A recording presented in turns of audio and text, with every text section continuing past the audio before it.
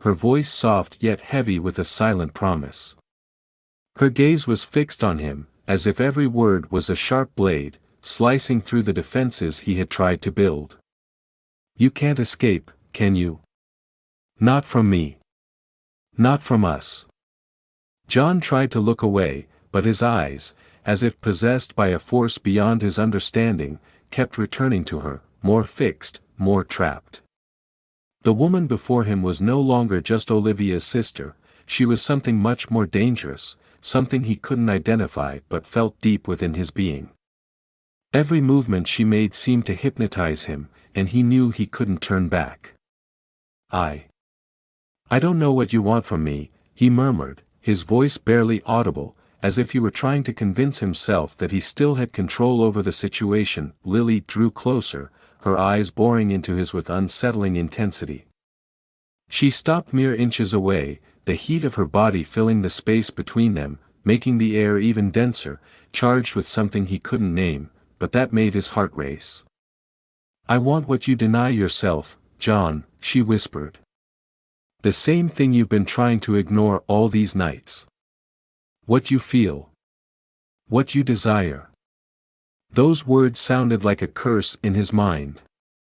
They stirred something inside him, something he didn't want to accept, but which was now as clear as the light of the moon, reflected in Lily's eyes.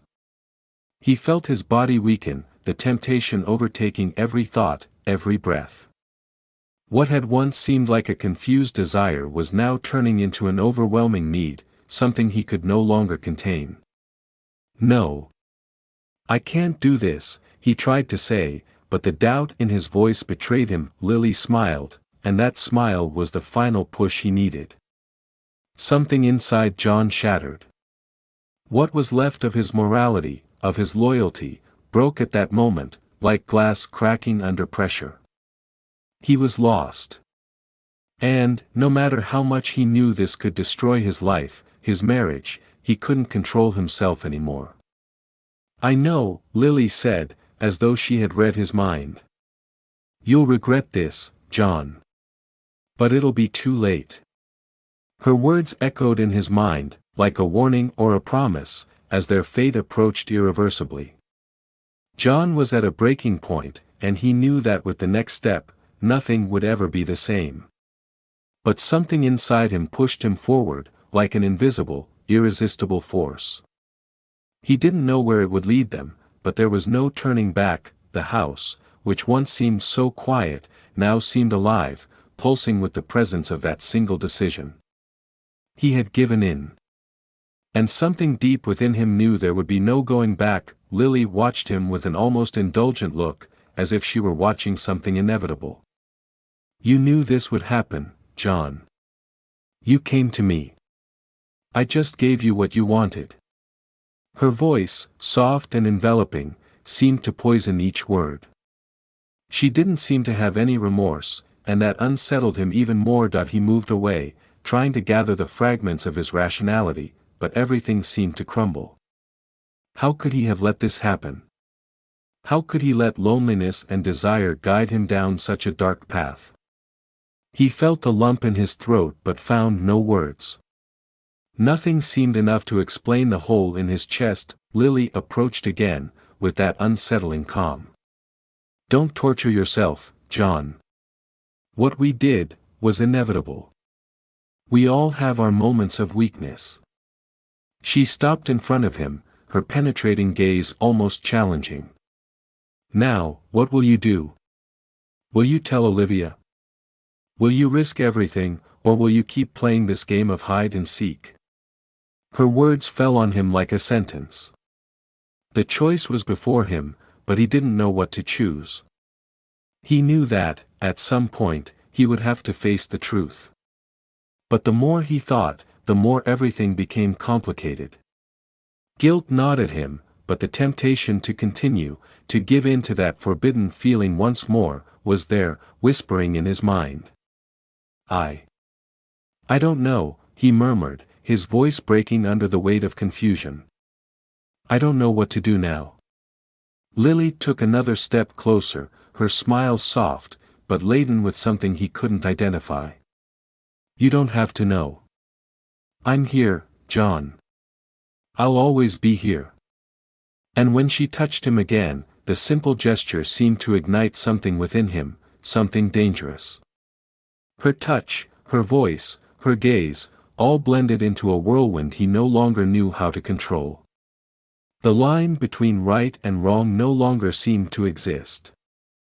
All that remained was the decision to move forward or succumb, but something deep inside him knew that once he made that decision, there would be no turning back.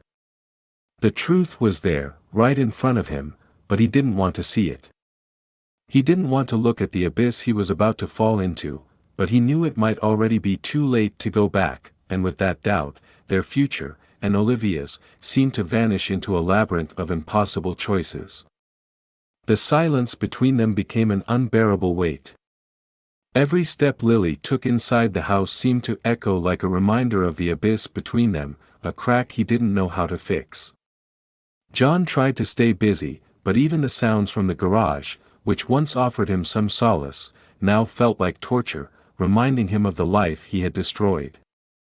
With every tool he picked up, every engine he tried to repair, his mind shattered a little more. Nothing seemed to matter anymore.